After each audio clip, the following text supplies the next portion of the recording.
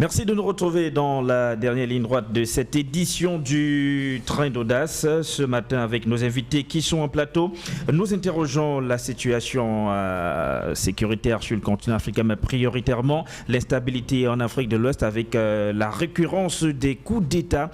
Rien que en l'espace de 12 mois, il y a eu le cas du Mali avec l'arrivée du colonel Assimi Goïta au pouvoir et son équipe. Il y a eu le coup d'État en Guinée.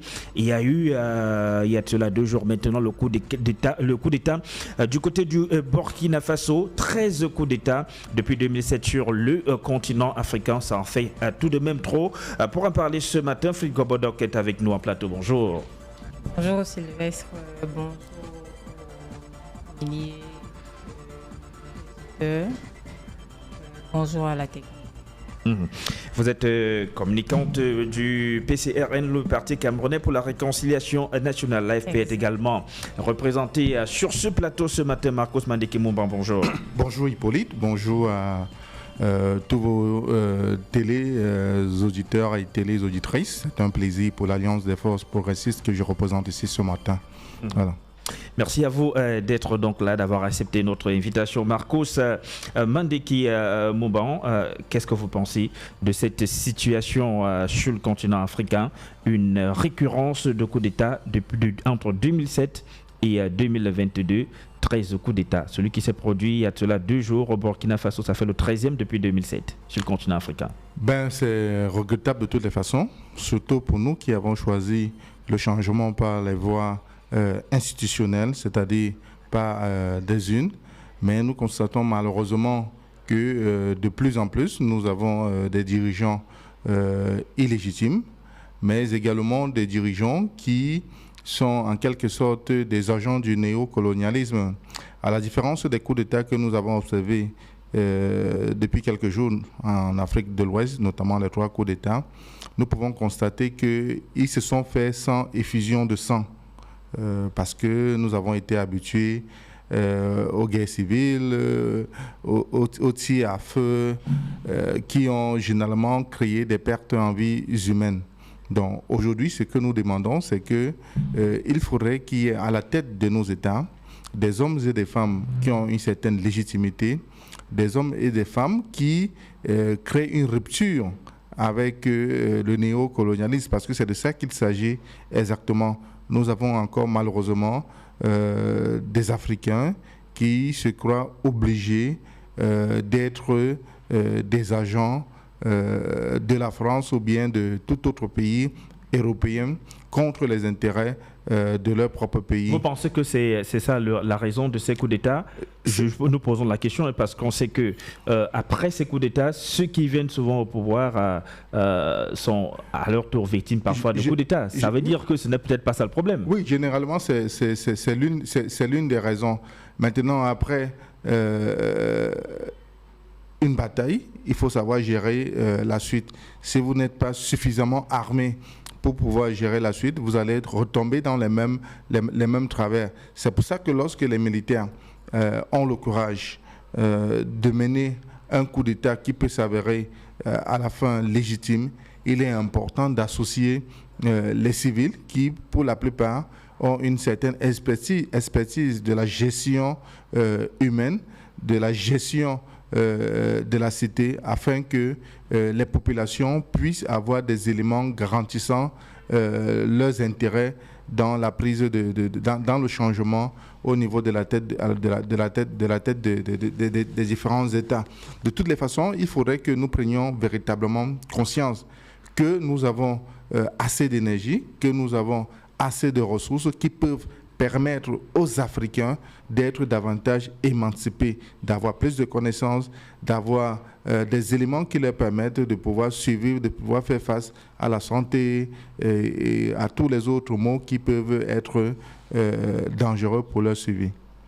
Philippe Gobodok, cette récurrence des coups d'État sur le continent africain, pour vous, c'est quoi la cause? Donc, quand on observe très bien les coups d'État qui suivis en Afrique, je vais m'attarder beaucoup plus sur les 3 coups d'État. Je m'attarde quand je regarde le cas du Mali, je regarde le cas de la Guinée, Burkina Faso, Moi, j'ai même parfois, je tente même à dire le Tchad également, parce qu'il y a eu également de ce côté une violation de la Constitution. Donc, je pense que dès qu'on viole la Constitution et qu'on n'est pas passé par une voie démocratique, c'est un coup de... La voie démocratique pour vous, c'est quoi? Les urnes, forcément? La voie démocratique, c'est pas seulement les urnes, mais c'est la volonté du peuple, par le peuple, pour le peuple. Mais après les coups d'État, on voit bien ce peuple sorti dans la rue célébrer le coup d'État, non? Je voudrais juste dire que... on constate que au départ, les populations font confiance à leurs élus. Parfois, une fois que ces élus sont en place, avant d'être en place, ils les promettent monts et merveilles, on les fait confiance.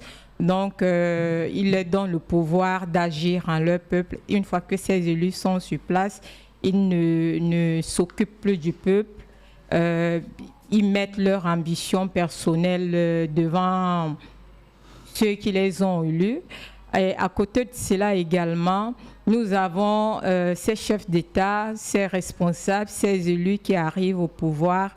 Quand c'est pas de cette manière, dès qu'ils arrivent au pouvoir, ils satisfassent d'abord leurs besoins personnels, et puis à la fin de leur mandat, ils ont tendance à tripatouiller la Constitution pour refaire un autre mandat.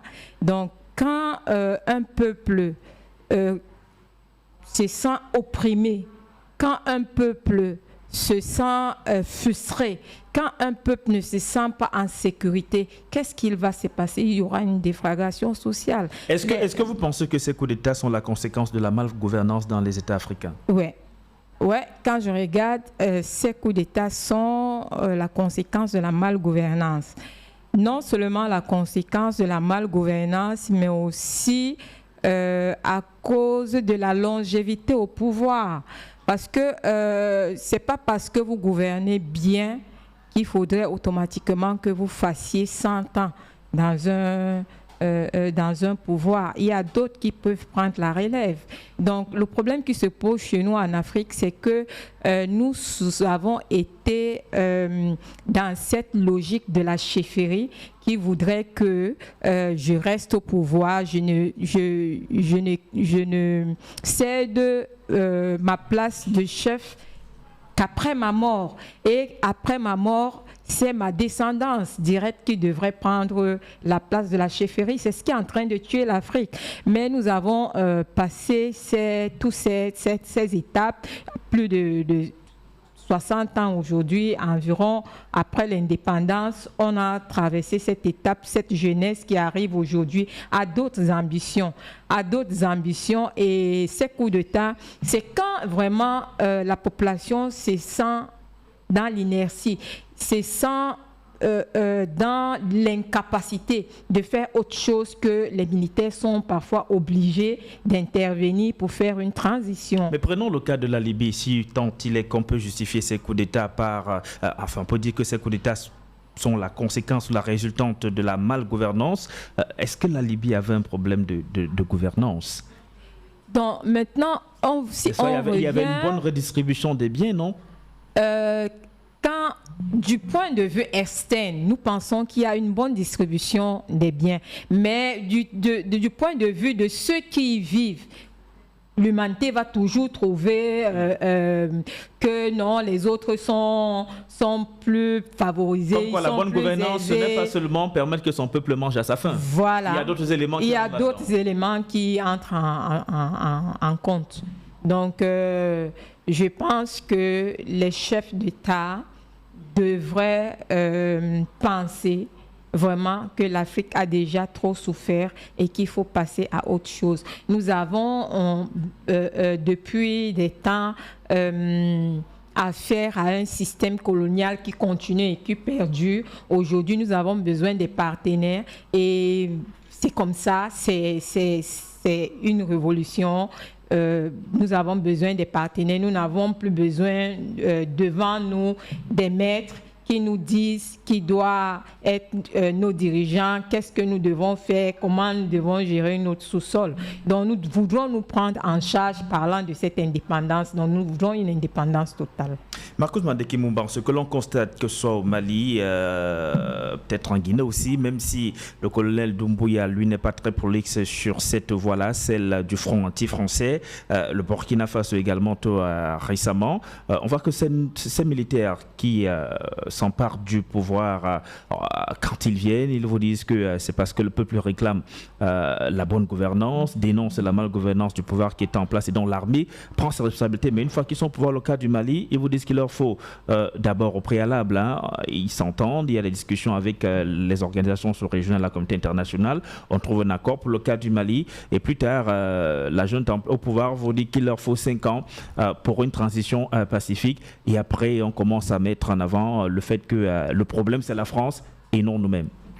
Ben, avant de répondre à votre préoccupation, vous avez fait état tout à l'heure de la Libye. Il faut noter que ce qui s'est passé en Libye n'était pas l'émanation d'une volonté du peuple libyen.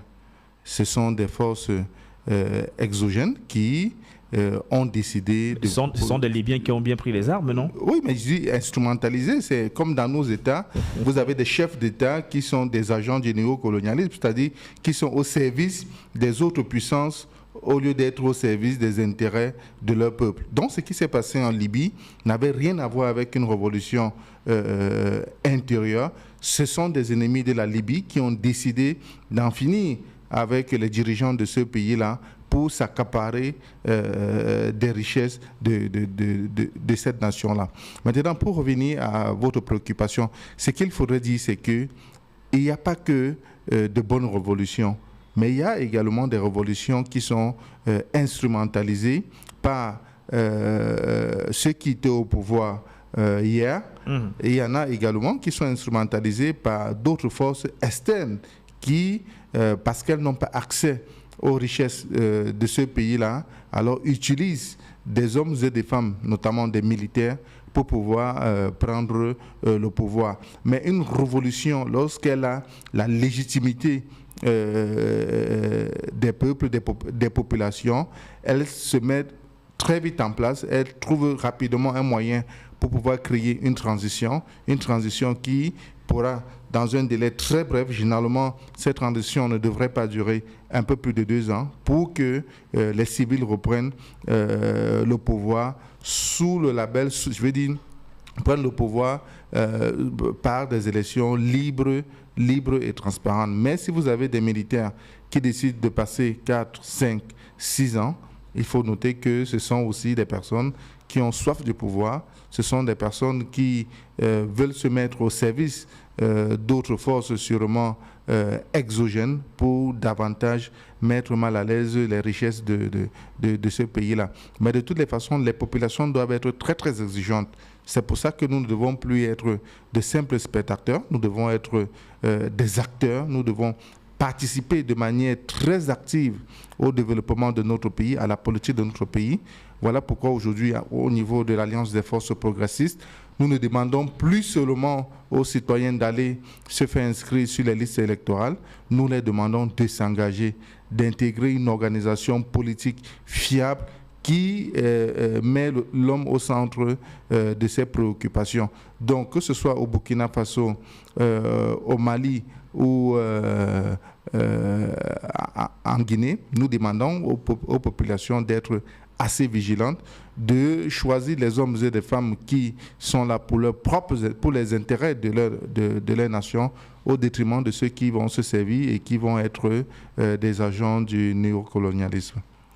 Ce néocolonialisme sur le continent africain pouvait également nous appeler et participer à ce débat. Ce que l'on constate dans ces pays, puisque c'est eux récemment qui se livrent à des coups d'État, les pays de l'Afrique de l'Ouest, le Mali, le Burkina Faso ou encore la Guinée. Pour le Mali et le Burkina Faso sont des pays qui sont en proie au terrorisme et une certaine frange de la population pense que ces terroristes sont appuyés par des forces tapis dans l'ombre. Oui, qu'est-ce qu'on va dire? Parce que c'est un constat que ces terroristes Déjà, quand on prend le cas du Mali, ces terroristes viennent d'où? Arrivent dès la chute de la Libye. Dès le déclin de la Libye, ce sont ces mêmes terroristes qui ont commencé à progresser vers le Mali. Et pour continuer, on a des terroristes qui prennent 80% du territoire national d'un pays. Et qu'on nous dise, on a des forces externes qui viennent pour vous aider dans le combat de ces terroristes. Pendant 8 ans, il n'y a pas de résultat. Les populations ne font que mourir. Parfois, on monte ces mêmes militaires pour tuer leur propre population, sans que la population n'ait le pouvoir de lever le petit doigt. Donc, je pense que tout le monde souhaiterait que le passage de la transition soit court, mais il faudrait voir des contours de cette transition. Parce que quand on parle de transition courte, quand on regarde le cas du Mali, on trouve que le Mali, ce sont des coups d'État à répétition. Et la transition a parfois été rapide. Mais en réalité, le problème du Mali, quand on le regarde de très près, n'est pas comme les autres. Et le problème du Mali mérite beaucoup plus de considération. On ne peut pas demander à un pays, par exemple, qui est en train de perdre 80% de son sol, d'organiser une élection. Ça voudrait dire que ce n'est pas la population malienne, toute la population malienne qui aura à s'exprimer, qui aura la liberté de sa souveraineté. On aura juste une petite partie, 20%. Des Maliens qui pourront peut-être exprimer leur volonté, et je pense que c'est pas de la démocratie, priver certains et priver une grande majorité des Maliens de leurs droits constitutionnels et accepter juste que... Donc je pense que le cas du Mali mérite une considération. Déjà que, ces militaires, quand ils arrivent au pouvoir, ils ont, pour eux, ils proposent 10 ans pour une transition fiable, pour qu'ils puissent mettre des instruments qui ne vont plus permettre qui ne vont plus permettre que le Mali replonge dans les coups d'État répétitifs. Donc après concertation avec son peuple, ils tombent de commun accord que la transition devait faire 5 ans. Donc moi je pense que si de ce point, parce qu'il y a une question de principe et une autre question qui est une question théorique, une question pratique. Du point de vue principe, oui, cela n'est pas acceptable, mais du point de vue pratique, tout ce que les Maliens demandent à ces militaires ne sont pas des choses qu'on peut faire très facilement en 2 ans, comme on le fait dans d'autres pays. Parce que là, quand même, ils demandent la souveraineté, ils demandent la sécurité, ils demandent un pays en paix, ils demandent des institutions solides pour pouvoir organiser des élections fiables et transparentes. Donc, le cas du Mali... j'ai salué l'entretien qui a eu lieu entre l'Union africaine et, je crois, le Premier ministre malien. Choguel Maga. C'était Choguel, oui, je crois bien que c'était Choguel hier, quand je suivais l'actualité malienne. Donc, l'Union africaine a dit, on vous soutiendra, mais nous sommes d'abord venus pour vous écouter et voir dans quelles circonstances nous pouvons... D'accord, merci Philippe Gobodor. Permettez que nous donnions la parole à cet auditeur au téléphone. Bonjour, je vous appelle comment? Oui, je suis Collet. Je vous écoute. Vous nous appelez d'où? Bonjour à tous les auditeurs. Vous nous appelez d'où, s'il vous plaît? Oui, j'appelle du 4e commando à Douala. D'accord, nous vous écoutons. Oui, je dis que je me suis senti particulièrement interpellé dans ce débat de ce matin que je trouve très intéressant. pour ce thème qui est d'ailleurs d'actualité. Je veux juste placer 2 mots, peut-être pour dire que à la question de savoir ce qui peut justifier les coups d'État, je voudrais dire que nous devons faire 2 lectures. Autrefois, nous avons eu les coups d'État qui étaient un peu comme des coups d'État qui venaient du dehors, qui étaient motivés par d'autres facteurs, surtout des éléments exogènes. Je veux penser au coup d'État qui était mené à l'époque par Bob Denard, c'est connu de tous. Il y en a eu au Bénin, au Burkina Faso et ailleurs, où on citait régulièrement Bob Denard.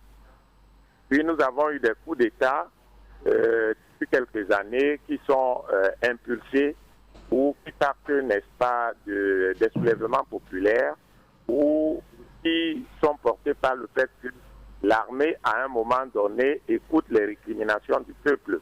Je veux penser au coup d'État qui a fait partir l'ancien président du Zimbabwe et un tout petit peu au Soudan, même si ça a pris d'autres allures. Mais pour revenir aux 3 derniers coups d'État qui se sont déroulés à la fois en Guinée, au Mali et il y a 2 jours au Burkina Faso, nous remarquons que, et vous l'avez si bien dit, ce sont des coups d'État qui ont eu lieu sans effusion de sang et qui ont la particularité d'avoir reçu, n'est-ce pas, la légitimation du peuple. Puisqu'on sait traditionnellement qu'avant, quand les coups d'État sont faits, ce sont les putschistes qui se déploient pour essayer de convaincre les populations des raisons pour lesquelles le coup d'État a été perpétré. Donc, ces coups d'État qui se déploient actuellement reçoivent la légitimation du peuple et deviennent un peu atypiques.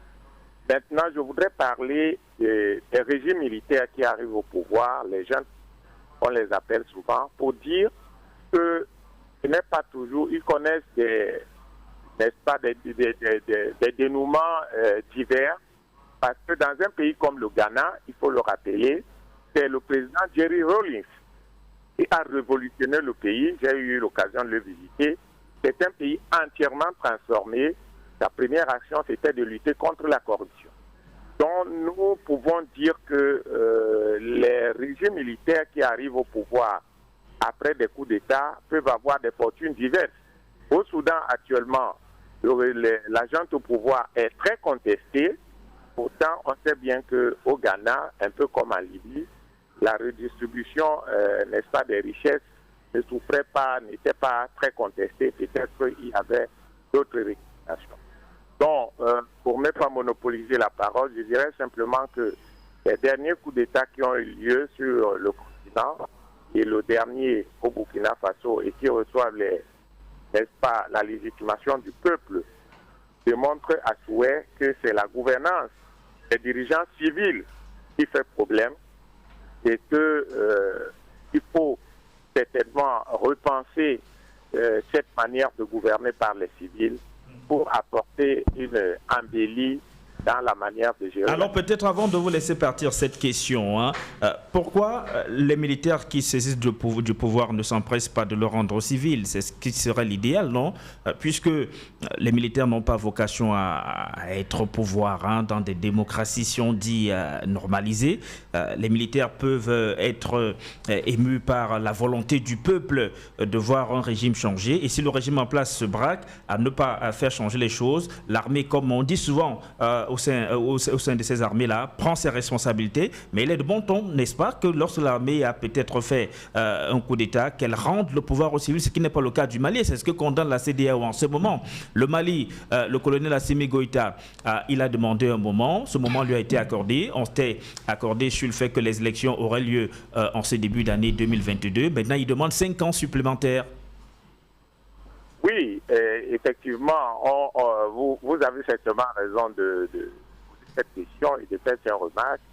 Mais rendons-nous compte aussi que la gestion des civils et les coups d'État qui se font ça et là ne nous garantit pas aussi toujours de la bonne santé des États.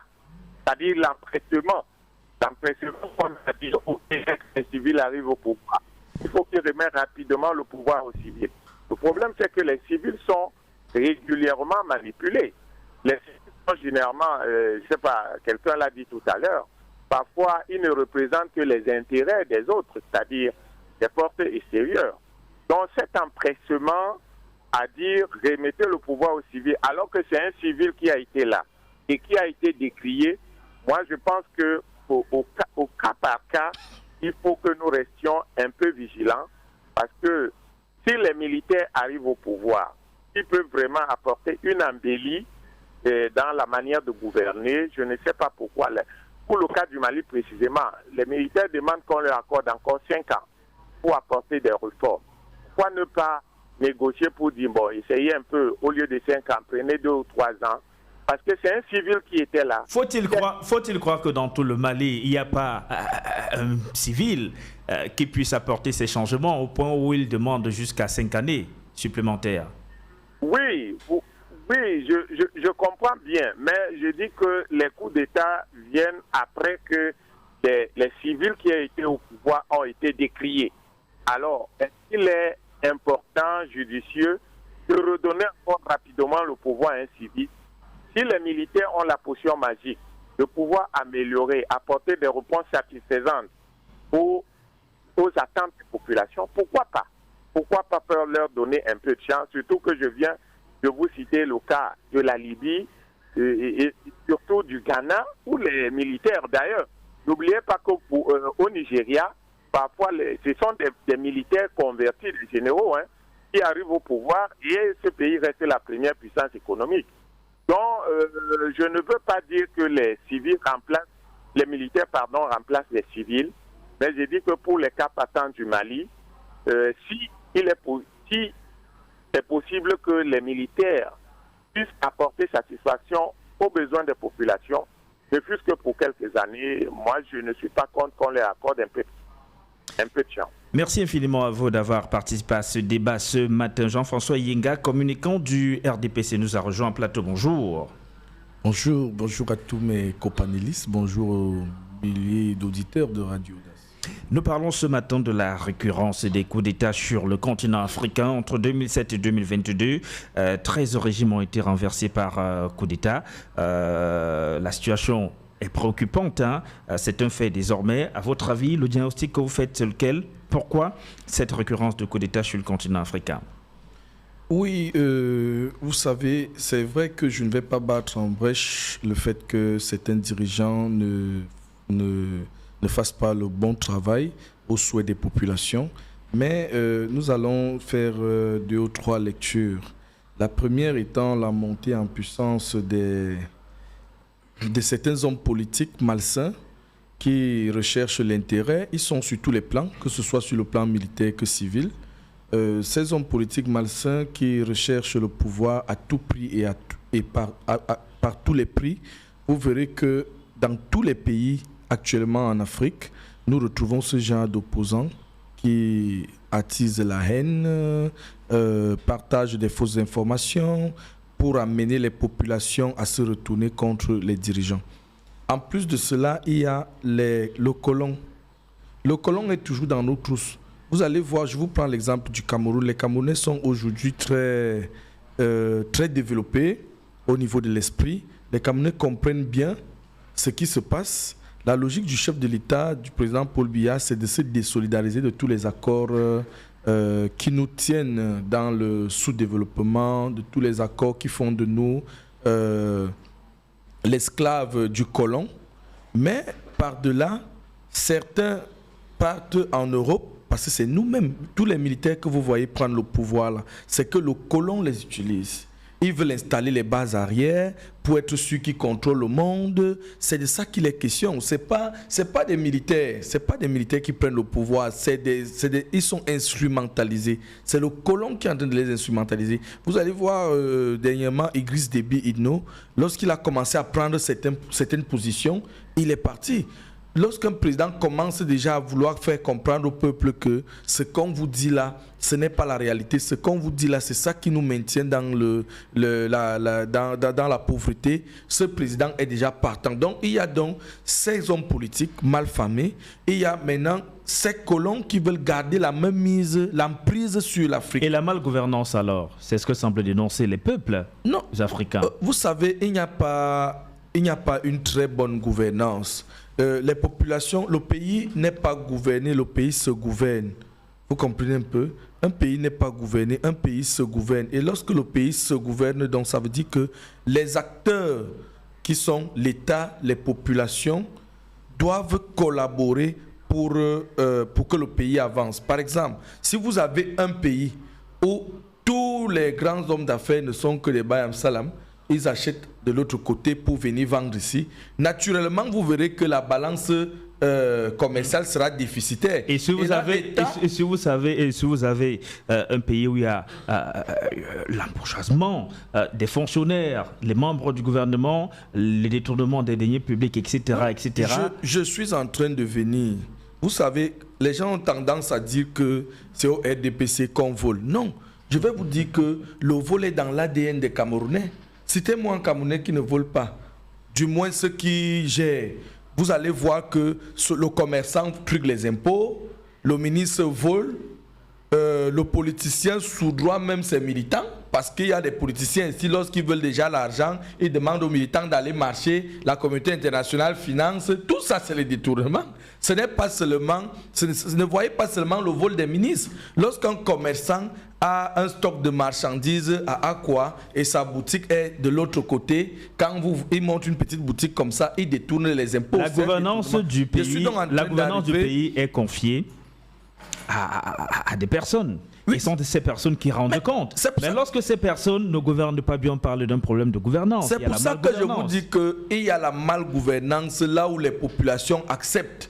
Vous avez peut-être l'impression parce que vous êtes... Donc pour le cas du Cameroun, pour les acteurs politiques qui disent qu'il y a la malgouvernance, il n'y a pas... vous leur dites ce matin que ce sont les Camerounais qui acceptent cette malgouvernance. Il n'y a pas la malgouvernance au Cameroun, je vous le répète. Le pays est bien gouverné. Oui, puisque un pays qui a fait 60 ans d'indépendance, vous ne pouvez pas vous lever et jeter l'opprobre sur un seul individu. Non, ce pays a fait 60 ans d'indépendance. Ce n'est que hier que le président Paul Biya a pris ce pays. Voyez comment le pays est développé. Il est dans les arcanes du pouvoir depuis pas très loin de ces années que vous donnez. Mais il a eu la signature. Ça fait une quarantaine d'années qu'il est dans les secteurs. Mais justement, le travail que le président Paul Biya est en train d'abattre est un travail de quelqu'un qui a 40 ans.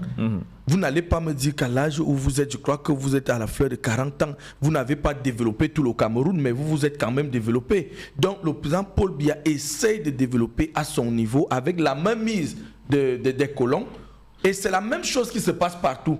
Et vous verrez que lorsque le président Paul Biya, je vais un peu vous prendre un exemple, ce qui a fini Gbagbo.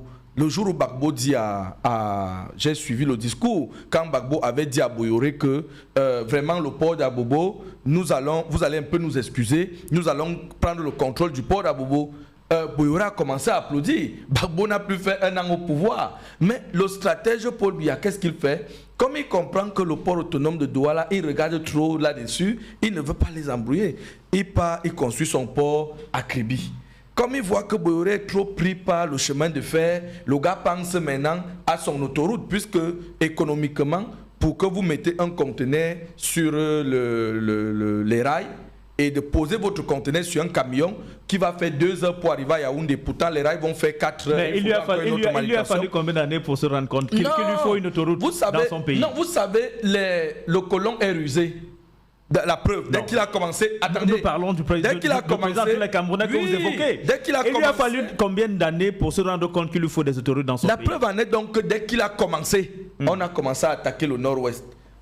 Les Boko Haram sont arrivés, les anti-Balakans sont arrivés à l'est. Et c'est comme ça dans tous les pays. Dès qu'un pays africain veut sortir du lot, les attaques commencent. Ils commencent à financer les groupes rebelles. Conclusion, le problème, ce ne sont pas nos dirigeants. Le problème, ce ne sont pas nos dirigeants. C'est l'Occident. Oui, puisque nous sommes la mamelle nourricière de l'Occident. Vous voyez un pays comme la France qui n'a que... C'est la France qui fait les détournements de fonds publics au Cameroun. Je vous dis ceci, Est-ce la France qui a fait acheter un sac de ciment à 16 000 quand on construisait les chantiers, les stades du Cameroun? Le franc CFA sort d'où? Vous voulez que je vous dise? Les rebelles financent les guerres avec quoi? Vous pensez que 11 000 rebelles qui sont payés chaque fin du mois sont payés avec quoi? Est-ce la France qui a fait acheter un camion de sable à 700 000 francs CFA au Cameroun, Jean-François Yinga? Permettez que je vous explique. Les leviers de cette histoire, c'est quoi? La fabrication du franc CFA. Quand un rebelle veut tuer l'Afrique, il part, on fabrique des tonnes et des tonnes de francs CFA, on lui remet, il vient avec, il cache quelque part, il commence à financer les jeunes. C'est la fabrication du franc CFA. Deuxième chose, l'Afrique est la mamelle nourricière de tout le continent européen. Ça veut dire quoi? Ça veut dire que lorsque nous commençons à privilégier nos intérêts, leurs intérêts vont chuter et par ricochet, il y aura la guerre. C'est aux Africains d'ouvrir les yeux et se placer tous derrière leur président pour soutenir le chef de l'État. Puisque si dans un pays, le chef de l'État est déjà mis en mal et que les populations aussi rejettent le chef de l'État, je vous dis, ce qui va s'en suivre, ça ouvre les portes à l'ennemi. Ça ouvre les portes à l'ennemi. Et ils vont donc fabriquer un militaire pour dire que les militaires se sont mis en colère, ils ont arraché le pouvoir. Oui, vraiment, je voudrais un peu intervenir. J'ai comme impression que c'est une distraction que...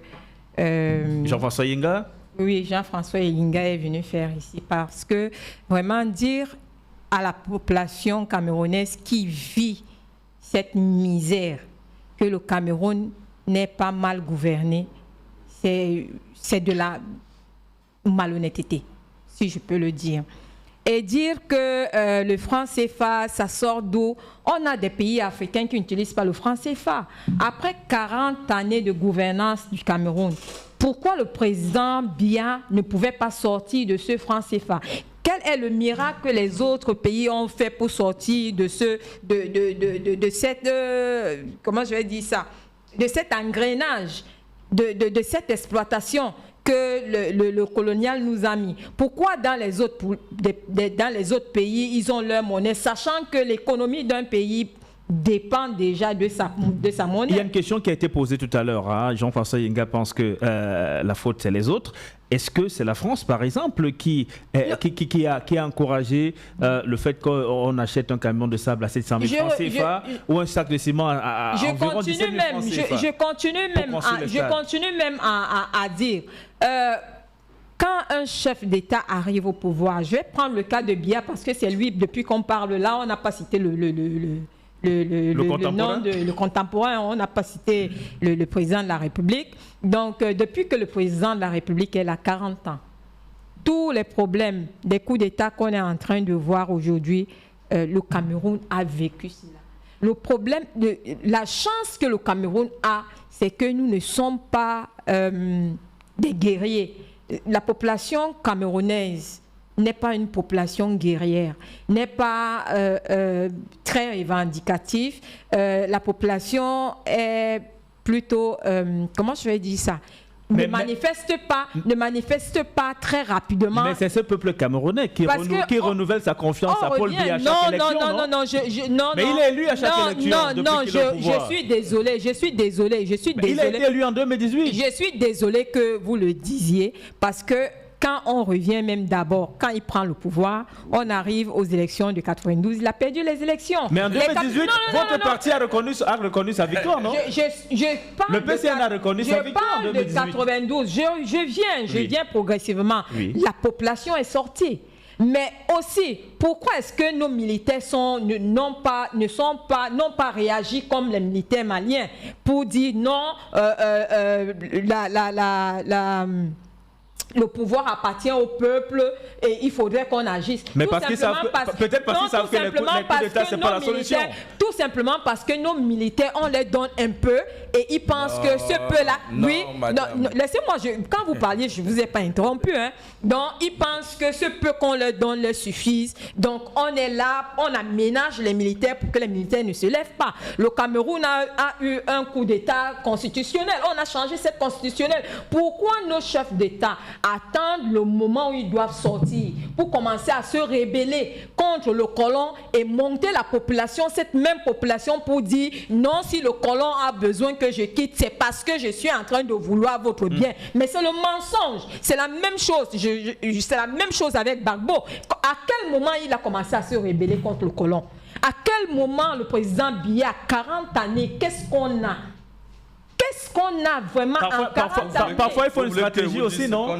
Parfois, il faut une stratégie. Si quelqu'un vous met dans une situation inconfortable, il faut bien une stratégie pour sortir de là. La stratégie, parfois, il peut vous falloir un certain nombre d'années pour sortir de là. Oui, et puis, si vous vous braquez du coup, vous vous rebellez, c'est peut-être votre pays, votre peuple qui en subit, mais on en subit pour sortir. Parce que la liberté, ça s'arrache. La liberté, ça ne se donne pas. Tant que le Cameroun reste dans cette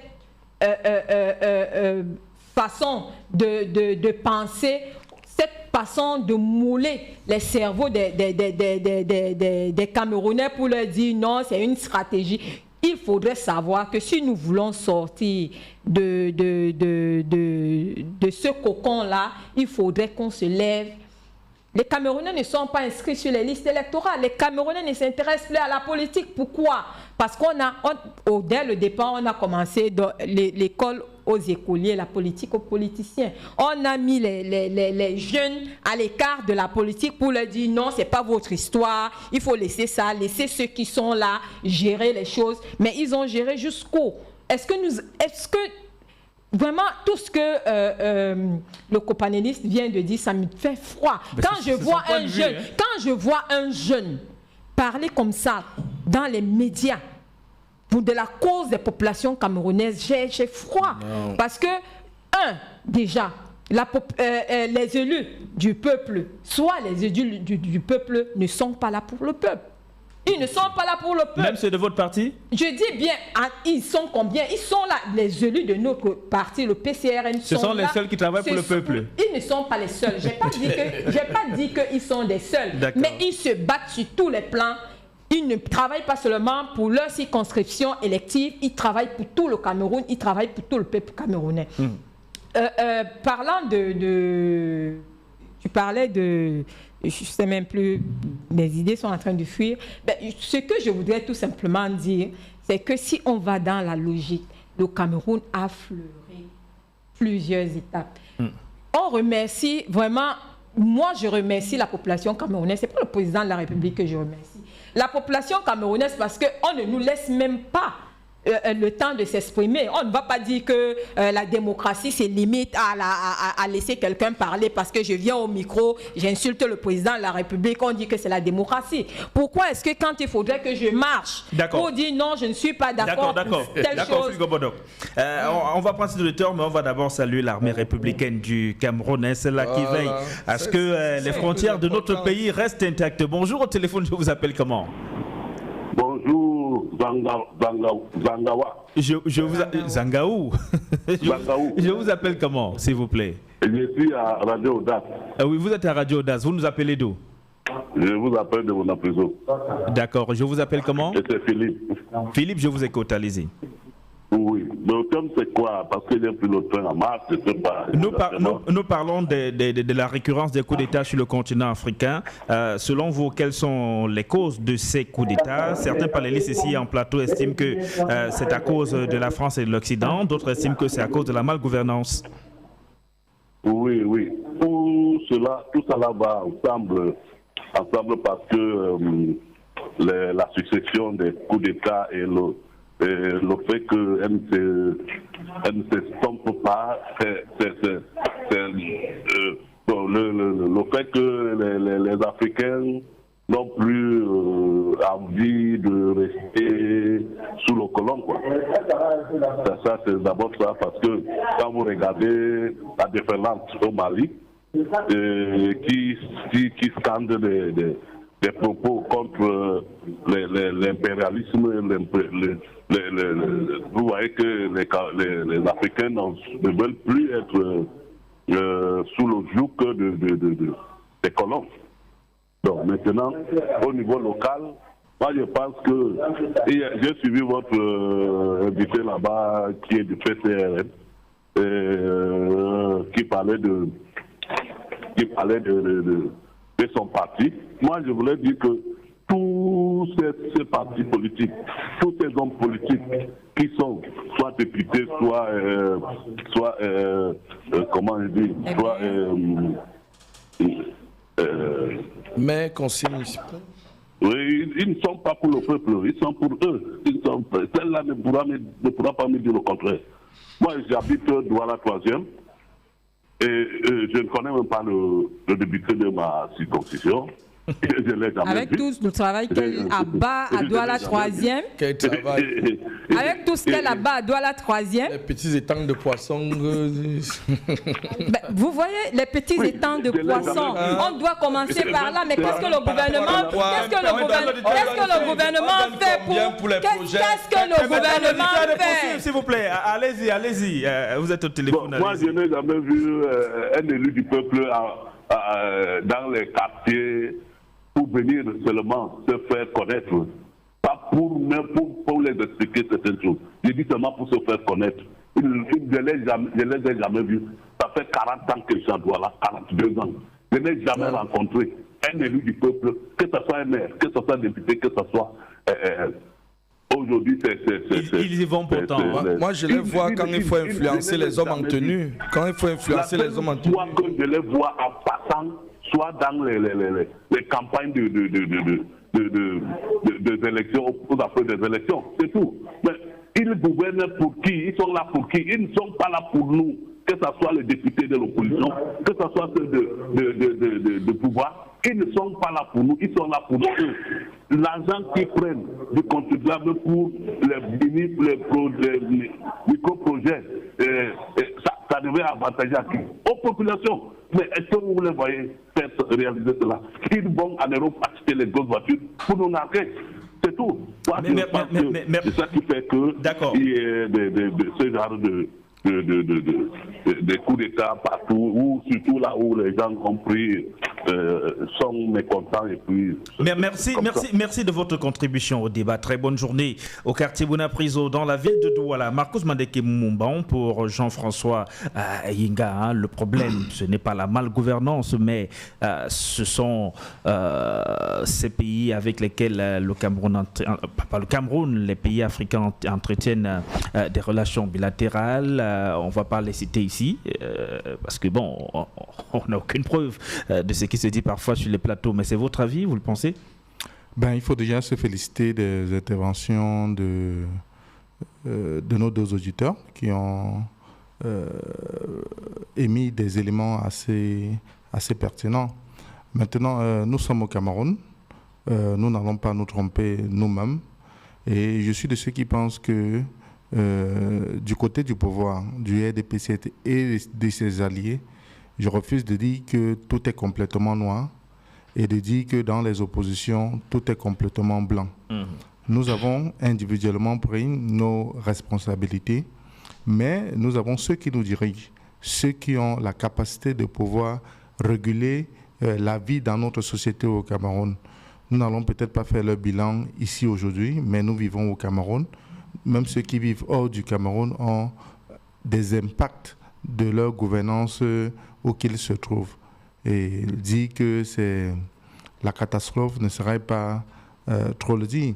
Le Cameroun a d'énormes problèmes sur le plan de la gouvernance, sur le plan des libertés et même sur le plan de sa diplomatie. Voyez-vous que si vous regardez dans les organisations internationales aujourd'hui, vous verrez qu'il y a très peu ou pas du tout encore vraiment de Camerounais qui y exercent. C'est un échec sur le plan diplomatique.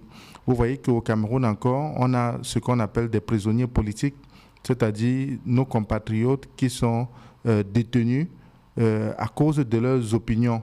Pourtant, la Constitution est claire que nul ne devrait être inquiété pour ses opinions politiques. Malheureusement, nous avons des jeunes, des parents, des hommes et des femmes qui sont incarcérés dans nos prisons parce que ces personnes-là ont pris des positions pour l'intérêt de notre pays et qui n'arrangeraient pas ceux qui nous gouvernent aujourd'hui. Il faudrait que nos dirigeants mettent en place des instruments assez crédibles sur le plan démocratique et de manière consensuelle afin que la politique se fasse, afin que les gens soient engagés sur le plan politique, afin que des hommes comme le premier intervenant, le second intervenant de tout à l'heure, qui ne croient plus aux hommes politiques, puissent avoir goût. Parce qu'il faut savoir, c'est que les chiffres manquants sont remplacés par des zéros. Lorsque vous avez des personnes de qualité qui refusent de s'engager en politique, le résultat, c'est quoi? C'est que nous aurons des cancres qui vont se faire élire conseillers municipaux, députés, maires et autres. C'est parce que justement, les gens ne veulent pas s'engager. Pourtant, si nous avons des hommes et des femmes de valeur qui s'engagent en politique, ceux qui n'ont pas le talent, ceux qui n'ont pas l'amour pour leur pays ne trouveront pas assez d'espace pour pouvoir être élus, entre guillemets. Il faut que les choses changent. Il n'est pas question aujourd'hui de tirer la couverture chacun de son côté pour dire que le président de la République est très beau, il est mignon, il est fort, il est le plus intelligent, ou de dire que les élus de mon parti sont meilleurs que les autres. Il faudrait que les intérêts de notre pays soient au-dessus de nos clans, de nos organisations politiques, parce qu'au-dessus du Cameroun, il n'y a pas autre chose qui puisse être plus important. Et nous avons plus qu'un devoir, l'obligation de nous mettre tout autour d'une table pour diagnostiquer les maux qui minent notre pays et ensemble trouver des solutions sans exclusion. Personne ne devrait être exclu. Il faudrait qu'autour de la table, même ceux qui pensent sécession aujourd'hui, doivent être appelés autour de la table pour leur dire, qu'on leur dise que la sécession est la mauvaise des hypothèses. Nous devons travailler ensemble pour que le pays avance. Et cela va limiter les frustrations, parce que c'est généralement les frustrations qui créent des manipulations qui occasionnent des coups d'État, qui sont des incidents souvent très malheureux et, comme je l'ai dit tout à l'heure, qui peuvent être instrumentalisés pour des intérêts égoïstes et qui ne vont pas aider le pays. Au Mali, on a dit une transition 5 ans, c'est énorme.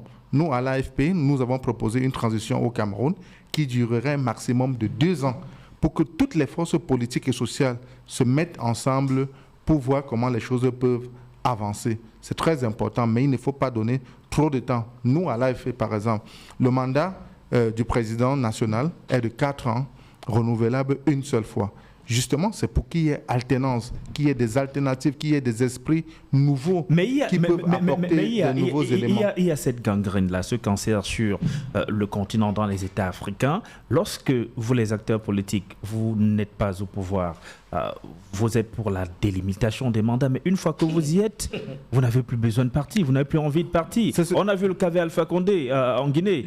Quand il arrive, il dit mais tout va changer, etc. Et bien, c'est lui qui... justement, c'est pour ça que le peuple doit être très vigilant. Alors, est-ce que quand le peuple voit ça, il doit vous croire, vous qui n'êtes pas au pouvoir? Non, le peuple doit pouvoir, avec intelligence, détecter les bons et les mauvais Mais grains. comment? Quand vous n'êtes pas au pouvoir, vous semblez bon. Non, il y a d'abord tout un laboratoire. C'est-à-dire que dans des organisations politiques, comment ça se passe? Moi, je dis à l'AFP, le mandat, c'est de 4 ans, renouvelable une seule fois. Et cela, nous sommes aujourd'hui au 4e président national. Et ça, nous l'avons expérimenté. Et c'est possible. Au Cameroun, on ne peut pas faire un mandat de plus de 10 ans. Moi, nous sommes dans les associations. Je vais dire, c'est très lourd. Quand vous êtes responsable, je suis sûr qu'aujourd'hui, là, vous ne pouvez pas faire 10 ans comme directeur de... C'est lourd à un moment. Vous voulez un peu quand même laisser qu'il y ait d'autres personnes qui émergent et qui peuvent apporter des idées nouvelles. Moi, 40 ans comme chef d'État, je dis c'est l'une des plus grosses maladresses qu'on puisse observer dans notre pays. Le mandat au Cameroun devrait être un maximum de 4 ans, renouvelable une seule fois. Parce qu'avec vous, les partis politiques de l'opposition, on ne sait pas trop souvent sur quel pied danser aussi. Hein. On a un parti politique ici, le Manidem, pour ne pas le nommer, où il y a véritable alternance, mais aux élections, il y a comme un candidat naturel. Mais je vous ai dit tout à l'heure que... Comme un candidat naturel. Je vous ai dit tout à l'heure... C'est une seule personne qui peut être candidat aux élections présidentielles. Je vous ai dit tout à l'heure que dans les oppositions, ce n'est pas tout blanc. Dans les partis au pouvoir, ce n'est pas tout noir. Vous comprenez? C'est pour dire que même au sein des oppositions, nous avons un certain nombre de choses à nous reprocher. Nous avons des choses que nous pouvons régler. Ça, c'est vrai. Mais maintenant, ce qu'il faut savoir, c'est que en face, c'est un peu la catastrophe. Merci Marc. On va marquer une courte pause et on vient sortir de ce débat avec Jean-François Yinga tout de suite. Célébrez chaque moment avec audace et gagnez des milliers de bouteilles gratuites. À partir du 1er décembre, achetez une bouteille de Guinness au Guinness Move et gagnez instantanément jusqu'à 5 bouteilles gratuites à partager avec vos amis. Promotion ouverte aux personnes âgées de 21 ans et plus. À consommer avec modération. Guinness, quelque chose en plus. Jean-François Iyenga, il est vrai que vous ne liez pas cette situation de récurrence des coups d'État sur le continent africain avec la malgouvernance. Il y a quand même il y a des réclamations populaires, non? Des voix qui se font entendre ça et là. Même au sein de la classe politique de ces différents pays qui sont victimes des coups d'État, on réclame un certain nombre de choses. Donc vous ne pouvez pas dire que tout vient de l'extérieur, que la faute principalement c'est celle de la France et des autres pays occidentaux. Oui, vous savez, la chance que j'ai, contrairement à ce que le copaniste du PCRN disait, la chance que j'ai, c'est que je fais partie d'un parti politique qui connaît travailler les hommes. Au RDPC, pour y parvenir, il faut faire ses classes. On n'arrive pas au RDPC du jour au lendemain, vous commencez à parler fort RDPC, non. Il faut faire des classes. Et c'est cet enseignement-là que je donne à tous les Camerounais, qu'il faut accompagner les dirigeants. Il faut accompagner le président qui est en place. Accompagner veut dire quoi? Et là, les Camerounais le font déjà. Peut-être d'autres Camerounais qui ne veulent pas l'accepter, les Camerounais s'en sortent. Quels qu'en soient les cas, vous avez vu pendant la période de Covid, les Camerounais se sont en sortis. Donc les Camerounais savent bien tenir le coup. Ce qui n'est pas le cas dans certains pays. Vous allez voir que quand vous arrivez dans certains pays, les gens préfèrent marcher toute une journée pour réclamer le départ du président et crier la famine en soirée. Nous, au RDPC, nous sommes là pour appeler les populations, apaiser les cœurs des populations. Le président Paul Biya en a déjà beaucoup travaillé. Sans leur apporter toujours des solutions. Non. Je vous dis, votre père, c'est une chose, c'est vous envoyer à l'école, vous vêtir, vous nourrir. La solution de votre vie ne viendra que de vous-même. Vous comprenez? Si vous attendez une solution donc, si les Camerounais ont faim et n'ont pas le travail, non. Ils doivent se battre même. Je vais vous raconter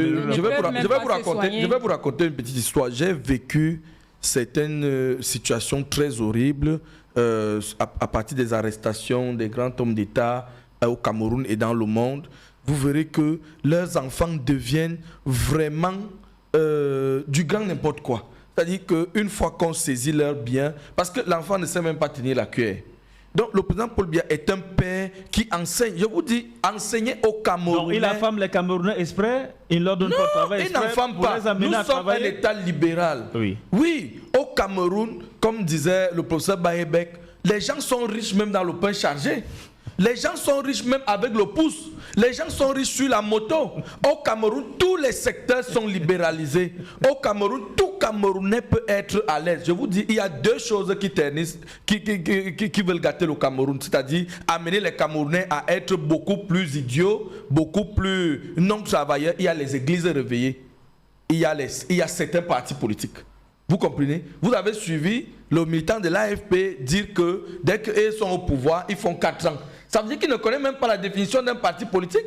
Un parti politique est à la recherche du pouvoir pour le maintenir. Et le conserver.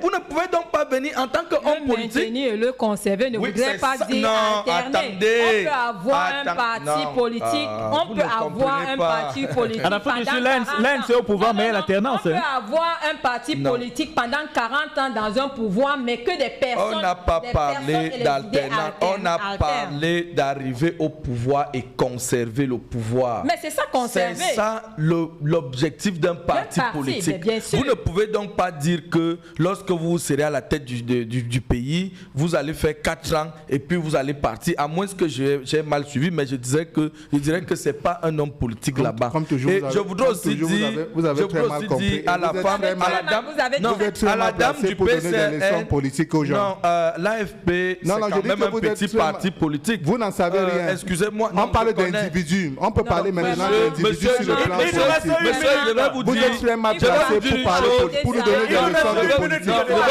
Vous n'avez rien compris. Vous n'avez rien compris. Permettez-moi de vous dire que il y a deux choses qui veulent déstabiliser le Cameroun. Il y a les églises de réveil par leurs faux enseignements et il y a les faux partis politiques parce qu'il y en a déjà assez. Il faut que le président Paul Biya... Mais qui les légalise? Vous savez, certains sont comme je vous disais, c'est des gars rusés. Quand celui-là présente son programme politique, il ne met pas ce qu'il va appliquer, comme les marcheurs là, les marcheurs du PCRN et du MRC. Quand ils viennent déposer leur... toujours au Cameroun. Non, mais vous parlez de quoi? Je connais... L'émission est terminée. Hein? C'est un parti démocrate et qui pense arriver au... Non, vous n'êtes même pas un parti politique. Vous êtes une ONG à la recherche de l'argent. Bon, malheureusement, c'est terminé. Merci à tous les trois d'avoir été là. Merci à tous les auditeurs qui ont contribué à ce débat, mesdames et messieurs. Rendez-vous demain s'il peut lorsqu'il y a au plus de partis politiques au Cameroun.